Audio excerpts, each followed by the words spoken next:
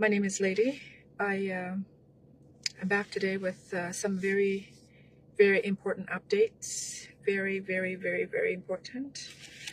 Um, share as much as possible. Today I come to you with the heart of Museveni and his plans. We have a very, very serious matter at hand. Something that he has already passed directives on. Something that he has already signed off to take place. Again, today is March 25th, 2026. My name is Lady Winnie. I come to you as a Ugandan, a friend of Uganda, a child of Uganda, somebody who has given or is giving her contribution to a country that feels dear to my heart. I have a very, very important update that cannot wait. Some sort of breaking and also urgent news or plans of Museveni. As I bring this to you, I hope this will strengthen you in the faith that change is coming and that it will take us as Ugandan people to take the leap forward to achieve a changed Uganda or a new Uganda. Okay, so I will start off with the updates. Be strong. It's going to be hard to listen to, hard to hear. Hello, Aiswa. Hello, Maria. It's hard to swallow, but we need to know so we can equip ourselves on how to move forward, how to stay safe, and how to proceed. Remember that these are Museveni's plans. It does not mean that they will happen, especially when we speak about them. It only means that we know the heart of the devil so that we know what to do or act antagonistically, or, the other way. So I have a few of his plans here, but one that is very, very extremely serious. So I'd like you to pay attention, please. Share it as much as possible. If there's a video that you've shared before, I hope this one will be it, because it has very, very serious. If he takes the steps to move these plans that he has, it'll be detrimental to the people of Uganda. But usually when this gets out, he doesn't really act on it. So I'm hoping that that's what will happen. But I have a few security alerts, which are major. I will elaborate them as I get to them. And then if you have comments, please share in my comment section, and I'll look at them when I can and then respond back to you. But this that I'm bringing you today is from Museveni's heart. There are people who give me security alerts from Museveni's people that take time to take place. But this, from the sources that I got this, it means that this he has signed off on and could happen at any time. Okay? So before I get to the major one, here are a few briefs. As you know, Museveni has, with His Excellency Oulanya Sentamu being outside of the country, he has dished out a lot of money, about 5 billion or 15 billion, to the ESO, which is the security organization, external security organization, with a head of director called Joseph Ochwet, who is a Langi gentleman. He's one of the people or one of the executives or the elites that used to be during the Obote times. Those were the people who left Uganda to go on and further education or perform diplomatic services for the Obote regime. So usually when a new government comes into place, they negotiate with a few of the previous government people and maintain them or retain them or absorb them in the new government, which is what this ESO director, Joseph Ochwet, he lives in London. That's who this person is. So he is the director of ESO, and the newest directive from Museveni is the diaspora cleansing, which means we who are in the diaspora need to be extra careful because there's been so much put in for Museveni to try to eliminate us. Meanwhile, there's news that I forwarded on my page whereby one of Kagame's militia or people from his military government that went out to Washington, D.C. on a mission to try to, I would say, kill the First Lady of Congo, Mrs. Tshisekedi. He was apprehended, obviously. They can commit foolery elsewhere, but not with heightened security on matters of Rwanda like they are right now. So anyways, the gentleman has been apprehended. All of his details have been discovered, recovered, shared, and so he's on watch. You know, it's not like Kagame is already not in hot soup. But Kagame and Museveni believe the iron hand or the iron fist is the only way to deal with matters like this. So I think what they're trying to do is to bring Tshisekedi to his knees by eliminating his wife, or to try to destabilize the peace deal and have, you know, Tshisekedi look to them again for security or whatever they call security, so that they're brought back into Congo. But unfortunately at the same time, it is happening on the ground, on United States soil, where they did sign the peace deal that failed. So that is more issues for Kagame, that he does things like this, because many times we've said, people have talked about, you know, how Kagame eliminates his enemies far and wide from wherever they are. He tries to send people or send people to get him poisoned or whatever. It has happened over time, but this will be proof, something that will stick, something that is in the hands of the U.S. investigation. And remember, in this country, which I live in the United States, by the time you're apprehended, trust me, they have miles. They have tons of records on you. So hopefully there is more than just this one incident on this man. Obviously, Kagame sends his best to try to perform something like this, like it would be generally. Hopefully it's not a one-off, and they will find more information on that type of assassination. This gentleman, Joseph Ochuet, I'm going to post him online so that we all know who he is. And for people who deal in circles around him and are change seekers for Uganda, people who wish for change in Uganda, be extremely careful, because he has been ordered to perform a diaspora cleansing, which means that people like us who speak up have to be extremely careful now. Try not to engage in those circles. But when you spot and see the likes of people, I think ASP Asima Wille posted on his Bible and Politics page, a gentleman who has been also sent out on a mission like that. So be watchful, share those people so that we all know and know how to take heed. Okay. Fuel crisis. I talked about this yesterday. As I mentioned in the beginning, when the Iran war started, Museveni talked to Ruto and asked him if they could all together in one phase increase oil prices. You know, Ruto, Rwanda, Tanzania. But Ruto said, you know, I have enough oil. Like, I thought it should be common sense that countries like East African region, where there's oil itself, and they don't imagine how many people in your neighborhood have a car. How many? Not many. The few people who drive vehicles around Uganda are not as many as compared to most countries that can complain about a fuel crisis. Okay, but not even just that. Museveni's government now lacks the funds to run a government, and so they're finding ways to try to increase oil prices or gas prices so that they can collect and have funding. Remember, the wars like the UNISOM in Somalia are no longer existent. Those wars fed Museveni a lot of money. As you know, those funds, as they came in to pay the soldiers, the Musevenis took most of the funds, paid them very little, and also created a fund, which is called the Wazalendo. That same Wazalendo was where the soldiers were supposed to borrow more on high interest.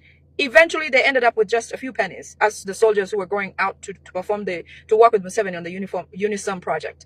So there's nothing Museveni does to benefit Ugandans. And I wish we would understand that and just keep our eyes open for anything that he tries to bring or anything that he tries to introduce. Nothing is good for Ugandans.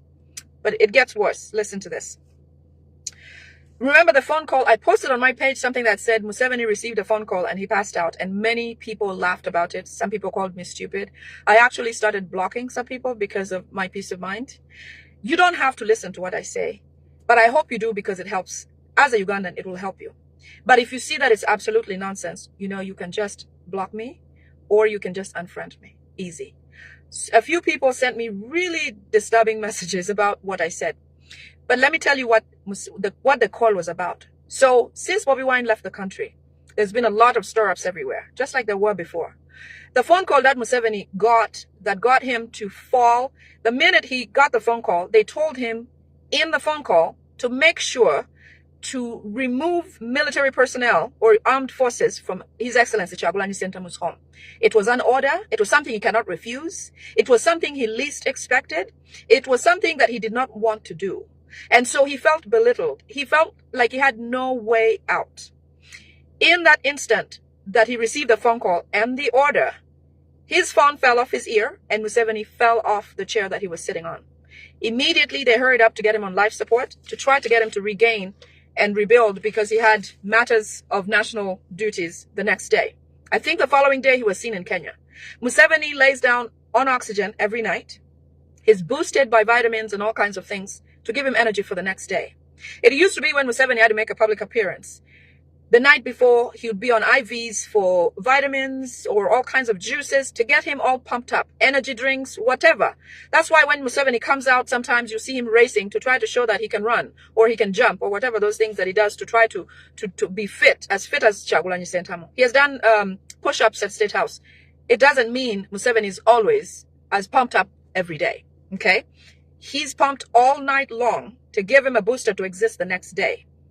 He doesn't wake up like that every day. But that time, when I posted that, it is true that because of that order, Museveni passed out. And you can see that yesterday, military and all uniformed personnel were ordered to leave Kyagulanyi's home. It was Museveni that was made arm-twisted to do that. He did not volunteer to do that. Okay? Next thing. Okay, so since Museveni ordered the armed forces away from Kyagulanyi Ssentamu's home, he's now trying to make a way to legitimately come back, send the military back into His Excellency's compound. As much as we are celebrating that they have left, he was arm-twisted to do it, and he's not happy about it, and now cooking up a way to get back. They want to now come back legally. Okay, they're planning through Damulira and the ghetto structures that they have. They want to get about 60 ghetto youth, have them wear Noop t-shirts, and go to Kyagulanyi's home and raid it while chanting Kabanje or saying things like, "You have now left the country. You know, you dragged us into this thing. You've gotten us in jail. You've gotten some of us killed. You've gotten us in a lot of trouble, and yet now you have run away." They're going to say things like that. This whole mission is organized by Damulira. Okay, and these ghetto youth will come and destroy everything. And while this is happening, they will record the whole event. As you know, Museveni is dying to make His Excellency look like a terrorist or a rebel group. In any way he can do it, to paint him blue, black, and everything else. He will try. So this is an attempt to draw the military back.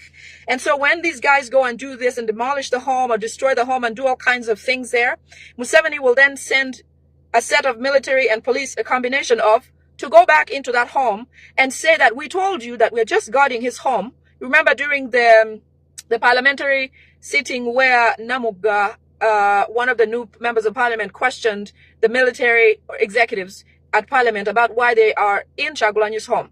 To answer those questions, because one of the gentlemen said they are there to protect the home. And so they explained, what do you mean protect the home? And yet, when you went there, that's when the destruction happened, and they couldn't answer the question. So because they looked really small, one of the things they're now going to do is to justify what that gentleman said, that they're occupying it to protect it. Okay, so they will reoccupy Kyagulanyi's home again, officially, this time seeming legally. They will not have Ugandan military or policemen. They'll have SFCs, as usually. You have seen a lot of SFCs being infiltrated into the military. And also, I understand that the SFCs have been there a long time ago, since the time they occupied that home, because many people have been to that home, and when they talk to these people, they don't even know how to respond, because they're not Ugandans and they don't speak the language. Okay? Museveni is also requesting the same militia that was there the last few, during the election period. I think some of them came from Central Africa, and some obviously from Rwanda, and maybe some from Tanzania. Those militia groups that were present to help Museveni defend his thievery of the election results on the 15th of January, he's requesting that they come back to help him for his next projects, which I'm going to get into the project right now. Okay? So I hope they don't, but they just may, because somehow Museveni has a way of convincing these people. If not, he has a hold of them, on them. Because Central African Republic is also another area where Museveni runs a government, just like he does in Sudan, Uganda, Rwanda, Kenya, and Tanzania. All those 5 countries are under his leadership. Okay? I understand Museveni is very sick and has issues day and night. Doctors keep asking him why he is so stressed. Because he doesn't sleep. His pressure's up and down. The doctors that live at State House almost have to reside there now. They usually came to work and went home. They are now living there officially. Meanwhile, they say State House looks like a mourning house every day. You know, when somebody dies in a home, there's a looming coldness or like a casting shadow over the home where there's no joy, there's no happiness, there's just just existence. And that's how State House is. It's cold, it's quiet, it's not a home anymore because they're suspicious of anything that could happen. So the doctors keep asking him why, what is the problem with him? Why can't he just calm down? He suffers from low blood pressure. Anybody who knows or has an idea about blood pressure, low is just as bad as high, if not worse. And Museveni suffers from low blood pressure.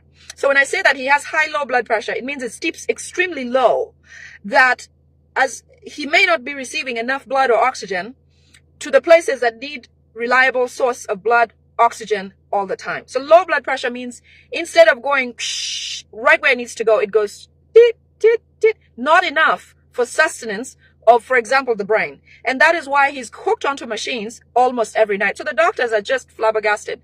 Like, why does this person always need medical care? So they asked Museveni, what is the problem? Museveni's biggest problem is that Kyagulanyi has been protected by Ugandans for over 2 months. And he can't believe that right under his nose, His Excellency Kyagulanyi Ssentamu was able to sustain life among local Ugandans, protected by the military, protected by the police, successfully exited the country through whichever border or airplane, protected by public servants, which is something that Museveni used to have. You know, when Museveni came to Uganda when he took over power, what he told Ugandans was everything they wanted to hear, because they were tired of bad government. They were tired of bad elections being stolen. They were tired of all the atrocities going on. So Museveni came and told Ugandans everything they wanted to hear. And that's why the Baganda especially protected Museveni with all their might, because he said the right things. Now, Museveni felt like he had won Ugandans and that he wouldn't lose it. But he did, unfortunately. In losing that, Museveni cannot continue to thrive like he used to be. Remember, he had already planned that by now there would be no opposition in the country. He's surprised at where Kyagulanyi Ssentamu showed up from and has taken up all the space, and he cannot exist with him at all. Not his son, not his fake oppositions, not his fake apologists. None of them make sense. Museveni even designed an opposition for himself, for him to look legitimate. Kyagulanyi is loved in and outside of Uganda. Kyagulanyi is in corridors and places where Museveni used to be. Even when Museveni says things like, how did he get out of the country? How did he get there? How did he do this? You know, when Museveni came, before he came, he was in Sweden, he was in Tanzania, he was in Uganda at his own wish. Nobody knew how he got here and there. So Museveni knows exactly the shoes in which Kyagulanyi Ssentamu walks in, and that's what causes him illness. Okay? So he's also upset and worried because Kyagulanyi is in places where he has no control. He's in a jurisdiction where he can't leak information. Information cannot be leaked. He cannot send his spy network or whatever. Nobody in the diaspora that he used to pour money into responds to his calls anymore about what's going on. People are deserting Museveni left and right. Even those who used to handle his affairs abroad don't answer his phone calls. If they do, they give him just nonsense, or they just have no information to share. Okay? Kyagulanyi has beat him hands down.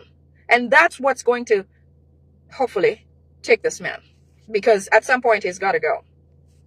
Museveni is also worried about who Kyagulanyi is meeting when he comes abroad. Obviously, he's meeting the movers and shakers of this world, like he did when he came to power. So is it happening with His Excellency Kyagulanyi Ssentamu. So he knows exactly what that means. You saw a post that I shared about Museveni prohibiting large vehicles on the road, because Museveni apparently thinks that in those vehicles there may be people coming to take him, or try to change the government, force a change of government. Because what he thinks, and this could be a combination of old age and also just a Rwandese mentality of just not getting this generation altogether. Okay? He thinks that those big trucks could maybe be stopped in a traffic jam in the center of Kampala, because in actuality, a traffic jam in Kampala can end the government of Museveni. So, brothers and sisters, those of you who have those vehicles, most of you drive them for companies. One of these days, which the day is coming up, okay, those who have those vehicles know the date. It is coming. Park those things in the roads in Kampala and shut Kampala down. There'll be no way Museveni's government will last a few hours after that. It is something that he knows and he fears. We are beating Museveni at his own game, that he knows how to play the best. So Museveni's fears are valid and real because they actually can happen. Yes, Jonah, Kyagulanyi Ssentamu is God sent. I believe that. I agree with you. So Museveni is worried about those huge vehicles. That's why he's banning them from the city, from the roads. He's also banning people from being in the center of Kampala because he believes that if a coup starts and there's enough people on the road, he could be overpowered. A real coup, which will tell you when there's a real one, because Museveni is planning a fake one, which I'm also going to bring to you. He says that he sent a lot of money to these people abroad to try to get them to send him information, but everywhere he goes, nobody responds. Nobody answers the call, and that people of Uganda now hate him. He says anywhere he goes and looks out the window, some people will spit, as if in disgust, which is true. Like I said, everything Museveni feels is valid and true. Ugandans hate him. Ugandans are tired of Museveni. We don't want to have him as president because he stole our election. Next, moving on to Muhoozi. I understand Muhoozi has or is suffering from depression. He has been hiding from his father, Museveni, and his uncle, Salim Saleh. Reason for hiding is because he does the stupidest things like post or make ex-posts that incriminate him and incriminate his father's criminal regime. So because they keep telling him to stop, he is not happy with that. And so he went into hiding because as a CDF, he has his own security detail that go to certain places with him or protect him. So he has been in hiding from his father because he feels stressed, and he also hates the fact that Kyagulanyi Ssentamu is trending more than he is trending. Because the way Muhoozi thinks about existence, you know, as a spoon-fed, spoiled brat and drunkard, he is supposed to be in competition with Kyagulanyi Ssentamu, but him on the south side. You know what I mean? When I mean on the south, him in the gutters, while Kyagulanyi is flying high. Because Muhoozi, in his common sense, expects to continue tweeting those things that incriminate his father and himself. Just in an effort, in his mind, he thinks he's matching up with what Kyagulanyi Ssentamu is doing. So because he was banned from tweeting on his ex account, in fact, I heard they took the phone away, he's upset about that because he would rather compete with Kyagulanyi, as if Kyagulanyi flying in an airplane and him traveling in plumbing system underground. Because of the way he thinks, the way he performs, what he's doing, he doesn't get it. So to stop him from trenching himself further, they stopped him from tweeting, and that upset him. So Museveni has been planning to clean up the tweeting situation. I put on my page, maybe yesterday or the day before, that Museveni plans to distance Muhoozi from his tweets. And so they have plans underway to actually have a different person use that tweet somehow, and then they would sort of, you know, try to investigate to find who is using it, and then incriminate somebody, and then put all the blame on that person, and maybe arrest them, put them in jail, just so they move Muhoozi away from tying him to those tweets. But as stupid as that can be, in the process of his father planning doing that, Muhoozi goes ahead and tweets. Somebody gave him the phone. Maybe he arm-twisted one of his guards. They give him the phone. He goes on X, and tweets something. And then his father is told about it. And his father curses him out, okay? Museveni is extremely upset with Muhoozi. And he curses him. And he cries very bitterly and says, my son is such a betrayal. Such a betrayal is what Museveni says. I could find it. Let me see if I can find the actual quote or the words from Museveni's mouth. So anyways, in the meantime, he's completely disappointed in Muhoozi, which I don't know why Museveni expects anything else. You know, if I had a son like that, I would expect that he'd do something like this. So when I get to it, I can read it. Let me see. Maybe I can get to that. Anyway, I'll find it later. So Museveni curses at him, you know, calling him this stupid son. You know, he's such a betrayal. And he goes to send people to go and bring him. Muhoozi tries to resist. But Museveni sends a security detail to go and bring him by force. He took away Muhoozi's phone and they tried to change some details from the account.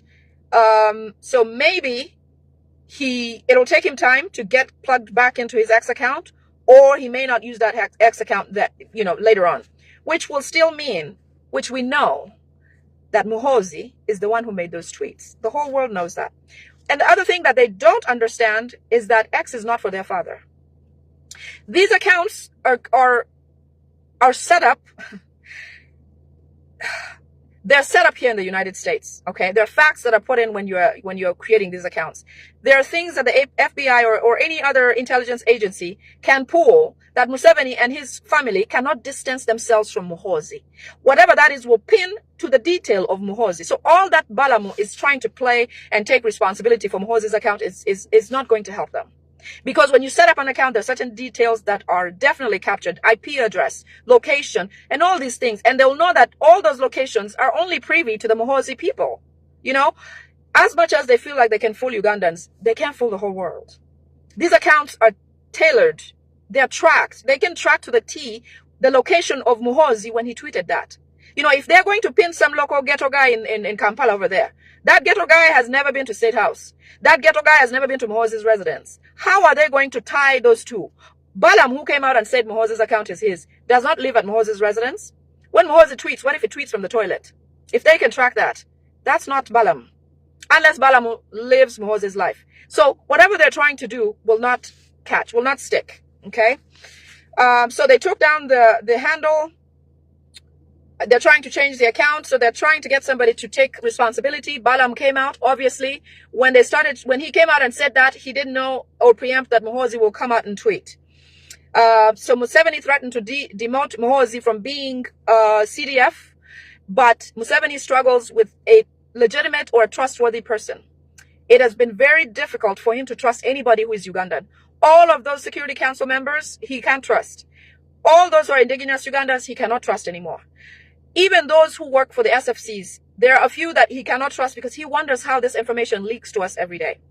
So what Museveni resorted to do is to call Kagame and ask Kagame for a family member of theirs, somebody from their family, that they can have come to Uganda, a young man, come to Uganda, be trained, shown in the media here and there, have him perform some things publicly, because Muhoozi had talked about doing something about the roads and all that. Have that person come and perform these activities publicly so that Ugandans will see who he is and try to get into their hearts, and then eventually name that person a CDF. So that is where Museveni plans to have a CDF come out of, and Kagame has agreed to doing that. Okay, so when you see Muhoozi step down, it is because of his behavior that just keeps happening. And as a CDF, he continues to make these vital mistakes.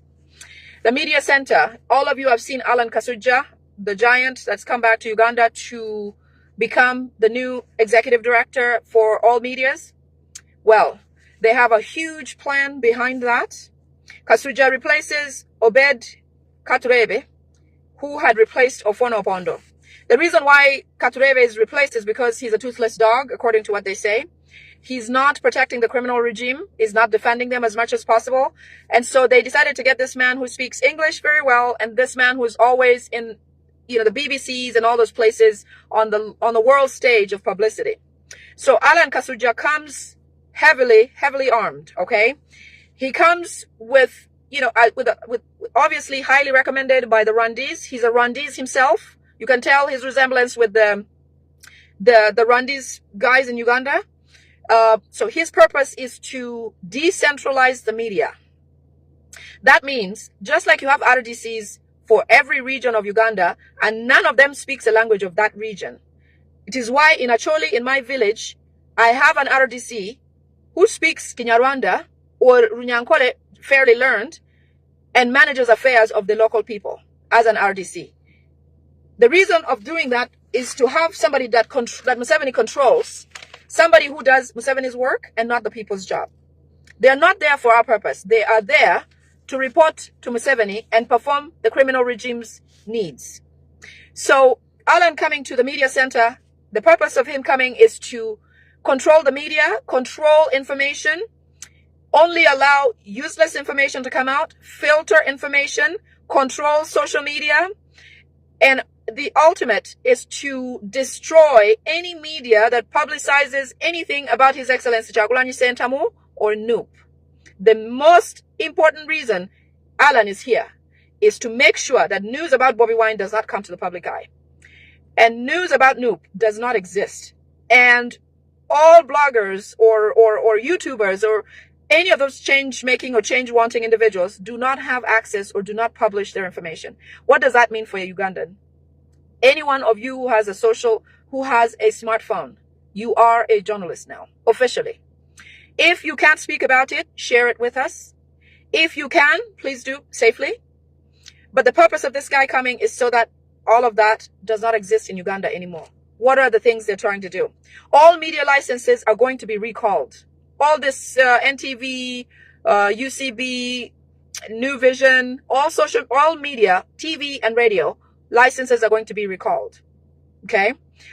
And when they do, they're going to plant an individual like an RDC in every region of Uganda or every district of Uganda where there is a media outlet, to have them assigned to a particular location. With that assignment, that person is in charge of filtering information that will get publicized on radio or TV. Okay? That person will be in charge of all of that information and make sure that the right information, which means information, nothing against the government, nothing about His Excellency Kyagulanyi Ssentamu, nothing about change, nothing about Noob, will be publicized. If they do, they'll be suspended or their licenses will get canceled. They'll only share information pleasing the government. No comments or critics allowed on air. Some TVs will lose news broadcasters because they won't need as many if they're only going to be putting out garbage. They'll need one or two people to just, waste time on air.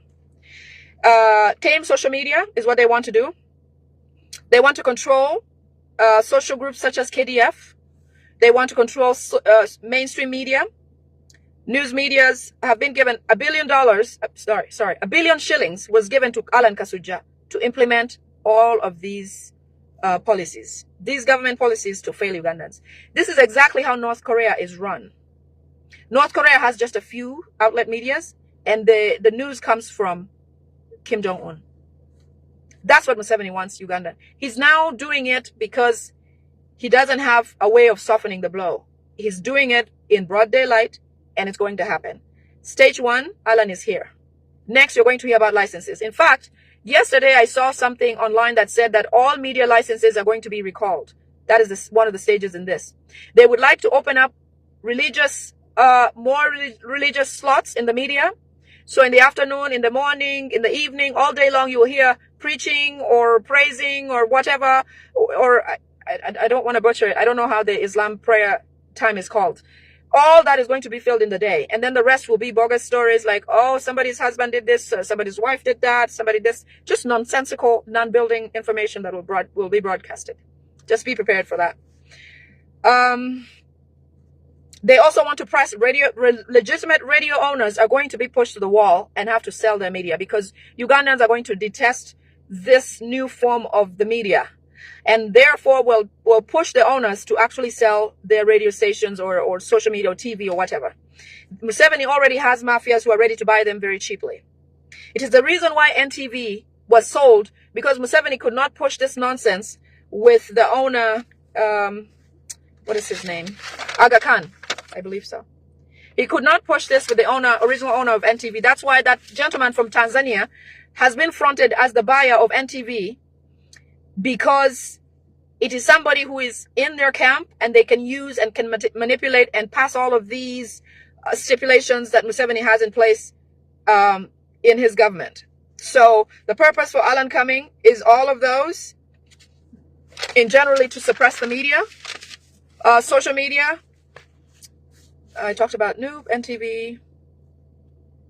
Museveni says that Katurebe was incompetent and could not defend Museveni from KDF or cover up on the government faults. Alan will defend the criminal regime. In fact, one of the other reasons that he came was that there's an international forum wanting to speak with the leader of the executive director of media in Uganda, in efforts to try to conjure a good system or a presentable team to go and speak before these people. Alan Kasujja had to get dropped in that space and Katurebe sent away so that he can fill in the gap. Like I said, Alan Kasujja has been working for the BBC for quite a long time. He knows how the West works. He knows how they question. He knows how they target. He knows what to say and what not to say. So he seems like the right guy for them. And plus, he's in their camp. He's one of theirs. Okay? So here is the big news coming up. Brace yourselves. Like I said, when we say these, it doesn't mean that he's going to do it. We hope that he doesn't, but Museveni has already signed off on this activity that I'm going to talk to you about. Samuel Olara, good to see you. For matter. This is the next big thing that I wanted. I had to come today, by all means. because this is important. Okay, let me make sure. Okay, so what is the big idea? This is from Museveni's heart. This is the last resort that Museveni has to exist in the presidency of Uganda. Everything else he has tried has failed. This is the last opportunity he has to stick to power. And he actually has arrangements for if this goes through or if it fails, what next? So listen, please. It's going to break somebody's heart, but I would hope that it doesn't, because it doesn't break mine. Because at least we'll know what we're doing or what he's doing so we can defend ourselves better. Okay? Here's a very, very deep secret in Museveni's heart. Museveni plans a coup d'etat in Uganda. I shared this earlier with somebody who said, so he's going to make a coup d'etat on himself? Yes. Yes. Museveni plans a coup d'etat in Uganda, and it will start at 4 a.m. or between 4 a.m. and 4 p.m. any one of these days. Here's how it's supposed to play out. Museveni is afraid of taking the oath as a president to say, I solemnly swear to be the president of Uganda, blah, blah, blah, over the Bible. They have to do that. That's the biggest event that happens at Kololo after elections. Museveni is afraid to do that and feels like he's not ready to do that. You know, even in the Bible days, there is a gift that God gives to leaders. It is a gift that could be a blessing or could be a curse. Okay?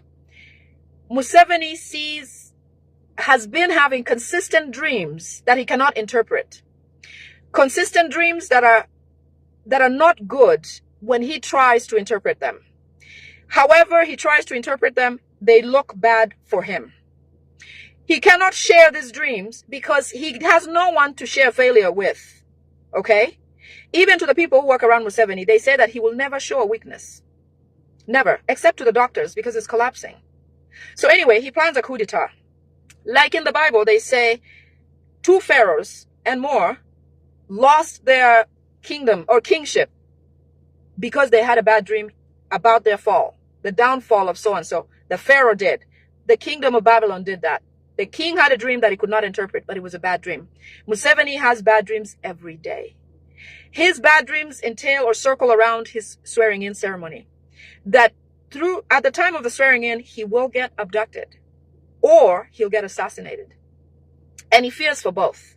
And so he's very, very scared of swearing in, despite the fact that he really, really wants the presidency.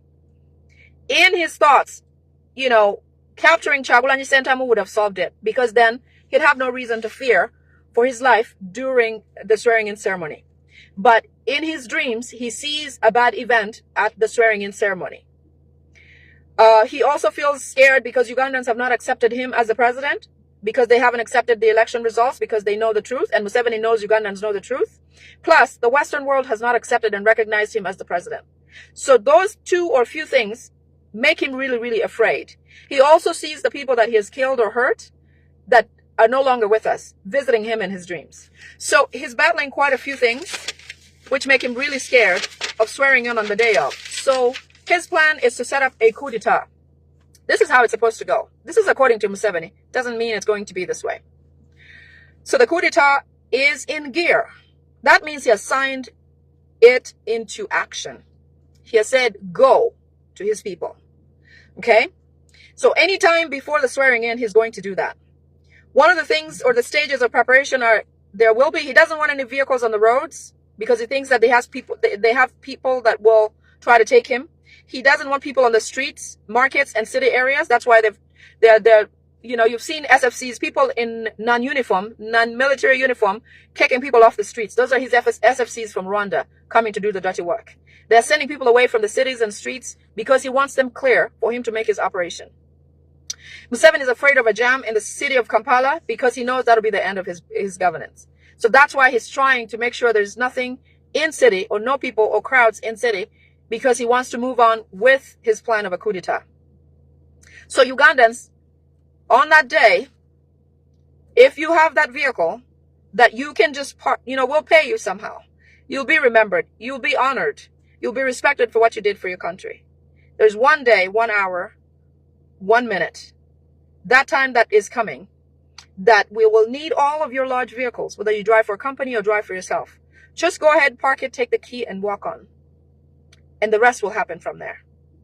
Some of you know the date, and some of you will come to your inboxes. So if you do have one, please reach out. Okay? So in the coup d'etat, they want to make the coup d'etat look extremely credible. The reason for this coup d'etat is to get His Excellency Kyagulanyi Ssentamu. In fact, they want to kill him in a scuffle during this coup d'etat. They want to assassinate him during the celebrations when somebody seems to have captured or taken over the government, kind of like Traoré. The way it happened, he was the guy for the coup. He led it and became president. This one, they're still looking for the person, but they want the person to come and be in place, come and say they are doing it for His Excellency Kyagulanyi Ssentamu so they can lure him to come back from the West, where he is in Washington. Bring him back, assuming that he's coming to take over the government, as he should, but it will be planned and reversed. So the assassination he wants to make look very, very credible, okay? Such that it's not foul play. There's no suspicion of somebody doing it because Museveni, Janet, Muhoozi, their children, Salim Saleh will all be in handcuffs in different rooms at State House, looking all shaky and quirky. So people think, oh my God, it's real. It's not going to be real. So once they start the coup, they want Ugandans to embrace it like it is the real thing. All mainstream media, which is the reason why Alan Kasuja is now in place. This is how they're trying to set them like Legos, like bricks. When you're bricklaying, you organize, next level, or zigzag or whatever. Things are falling into plan, and all these, that's why they've rejected the vehicles in the streets.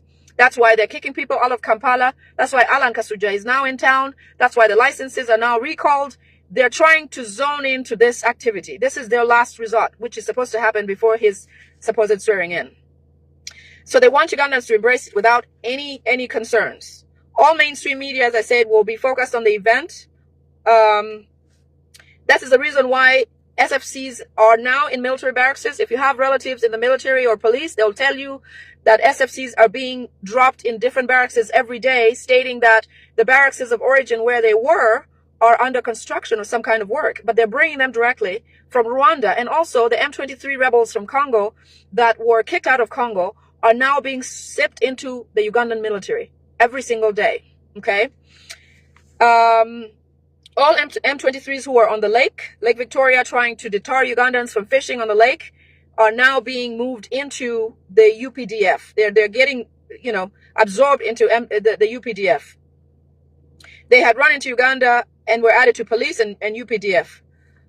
So, let me go next here. During the coup, they will front Kyagulanyi Ssentamu as the president. So whoever will be chosen to be the leader of that coup will say, I'm here for Kyagulanyi Ssentamu. I'm, people power, our power, and all of that. In the meantime, the plan, they're hoping that Ugandans will say, oh, this is, in Acholi they say, Opatuamatugu, which means, it's fallen right in our laps. This is what we have always wanted. Change has come to Uganda. And when Ugandans embrace this, the news will go all over the social media. That's why all media will be discussing, saying, oh my God, there's, Uganda is changing. The new government is ushered in. Kyagulanyi Ssentamu just got returned.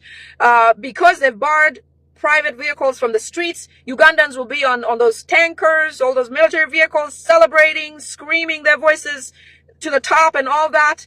But during that scuffle, that time of celebration and all of that is the point at which Museveni advises they shoot Kyagulanyi one shot in the head, and he will never wake up. One shot to kill him and put him out of this world. After all the celebrations going on. In that moment of celebration, joy and sadness from the loss of our president, Museveni then will somehow break his shackles and come in and say, well, Kyagulanyi Ssentamu came and he lost the coup immediately, and so we took it over, which happens in some coups. Some coups never make it, they never succeed. So that is the plan for Museveni, to try to make this a quick in and out and take back power, but without Kyagulanyi in the picture. So while breaking news goes out saying, oh my goodness, Kyagulanyi Ssentamu, just like we thought, is now president of Uganda, just like we hoped, with all the joy and all of that, it'll be all over the news, and then the next news will change. It'll go, whoo, Kyagulanyi Ssentamu just lost his seat as the president. He just lost his life. And then Museveni takes over and arrests all the people that are around there that are trying to celebrate all of this win, because all they wanted was Kyagulanyi Ssentamu in a disguise of a coup. Museveni family will be released and they will continue life as they did. The problems they have, however, that they've discussed is that they don't have a credible coup leader, because, as I said, he doesn't trust anyone. He doesn't trust especially the military. So he must find somebody who will not, after taking over in a coup, will not stick to power and say, well, I won it, we're done, and kill them too. He also doesn't want somebody who will kill them. And he doesn't have somebody who Ugandans believe in enough for them to come out and say, imagine Kaihura pulls this thing off. We can't trust him. Imagine Rushoke tries to pull this. We can't trust him. Imagine who? All of them we don't trust. Plus, he can't use a Ugandan. For sure not. He's not going to use a Ugandan. So he's going to try to use somebody who is credible to Ugandans and who will be on their side when things change to be able to give it back to him. So that is their struggle in the meantime. So they're hoping that Ugandans embrace this thing and run with it and not worry about losing Kyagulanyi Ssentamu, and hope that when a win for Uganda is a win for all, even if they lose the president. But they're also thinking about, what if this turns out into a real street fight? What if Ugandans wake up this very moment and say, we're done with those people, and don't give them a chance to be able to evacuate and all of that? What if Ugandans refuse to leave the streets? Here's their plan. Their plan is to abduct the Kabaka of Buganda, the King of Busoga, and the Rot of Acholi, Rot David Onen Achana. Those are going to be used as bargaining chips. Okay? These are the people that they're going to use to tease in a conversation to say, Kabaka of Uganda, tell your people to go home. Tell the Baganda to stop unless they want us to kill you too. Then they'll go back to the Ugandans and say, do you want us to kill the Kabaka too? And Ugandans will be like, you know what? We've already lost Kyagulanyi Ssentamu. We don't want to lose somebody else. Possible that will be their scenario. Remember, it's going to start at 4 a.m. No cars on the road. Okay? Every single day, I hear there are people on main roads who monitor traffic. How traffic comes in, goes out, how many people, what are the people saying? They talk to you. They come and say, hey, who is so-and-so? What are they doing here? Boda stops, taxi stops, people just walking around. These are all Rwandese spies all over Uganda right now. They're in the streets from border to border, monitoring traffic. How many vehicles come? What types of vehicles? How many of them are owned by Ugandans? Who really owns these? How many people are going through this and that? All of that is being planned, especially in regions of Buganda, Busoga, and Acholi. They're not so worried about the western region because Rwanda, they feel like they have good control on that side because they have people placed or sort of semi-permanent or permanent in those areas that they can contact in case things start to go south. Okay? So the fear of trucks is a big one and continues. There, as I mentioned, the focus is Buganda, Bugisu, and Acholi. They will allow people to celebrate, but not with their vehicles, because he still fears for a traffic jam in the city that will finish his presidency. Okay? So if this doesn't go as planned, Kyagulanyi survives, people don't accept it, even if they assassinate him, this is what they feel like they can do next. They want to, like I said, abduct those two kings and try to bait with them so that Ugandans can negotiate and not worry about doing that. Here's what I'd like for you to do, try to seek proof on what I'm saying. Okay? There are money lenders in several parts of Uganda, in general, everywhere. If you know one, reach out to them and see if they will give you a loan or give you any money. They're not giving that because they know what the plan is. They know about the coup d'etat. Remember, all money lenders, or most of them, are Rwandese, funded by State House. To try to get, when they give you a loan, they'll take your ID, they take your NIN number, and collateral in form of land or any assets that you might have. They pray and hope that you're not able to pay up, and so they take your land or take your whatever assets you give them. In the event that this happens, they know how many people live in this village, how many people do this or that, which areas, who comes from, and what they do.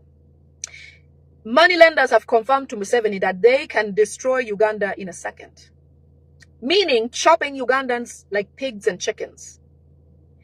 In a few minutes, they can kill all Ugandans above 17 because they believe the younger ones will grow up with the new doctrine of what they have, what they'll be taught by the Museveni people. Okay?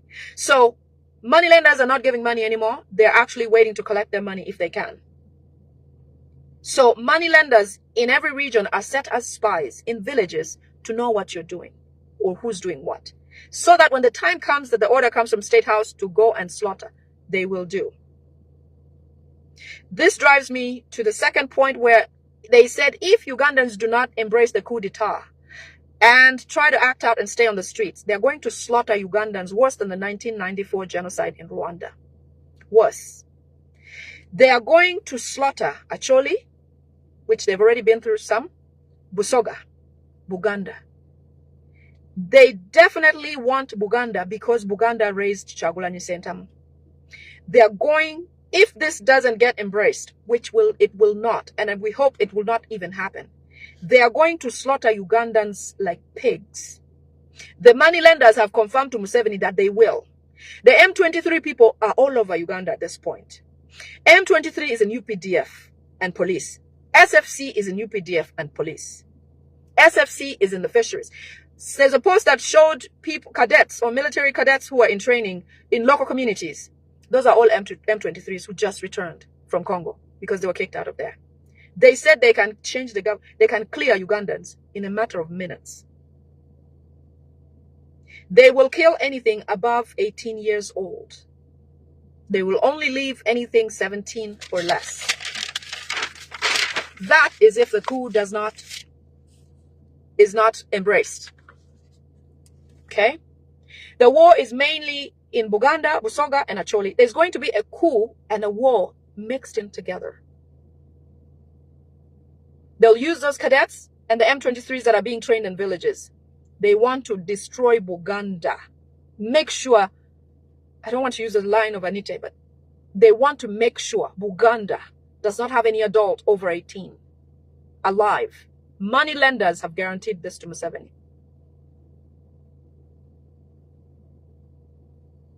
Eventually, when all of this war is happening, they're slaughtering people left and right, Museveni will then break his shackles and come out as if to rescue Ugandans. And this starts all over again.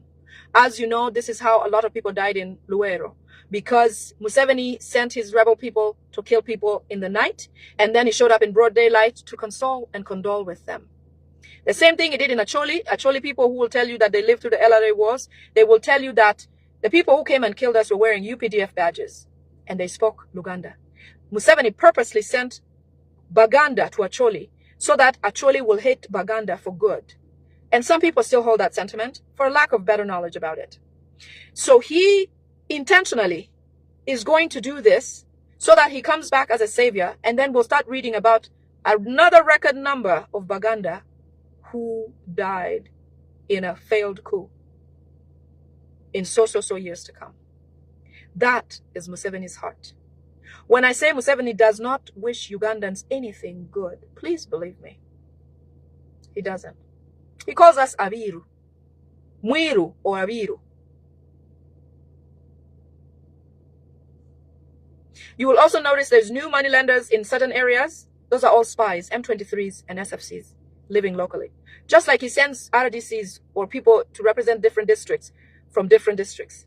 You know, you find like a police officer, a superintendent of a certain police station does not speak the language of the people in that area, never grew up there.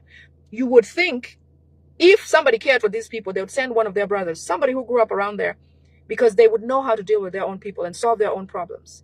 But that's not how he operates. All Museveni cares for is information and how to destroy you, Ugandans. So when you notice new faces, people on the streets just driving and parking and looking around, they're seeking information to feed Museveni. When you notice people just wandering from nowhere, new people, new faces, not speaking the language, like the militia that is requesting to come back, that slaughtered people during the January 15 elections, you know, all of that, you just know that it is the people of Museveni. Those informants, they are not of your interest, not at all. The last resort of Museveni is the coup d'etat. Last resort. Museveni has no more moves on the board. Nothing. Kyagulanyi has won him by thousands and millions of miles ahead. He can't catch up.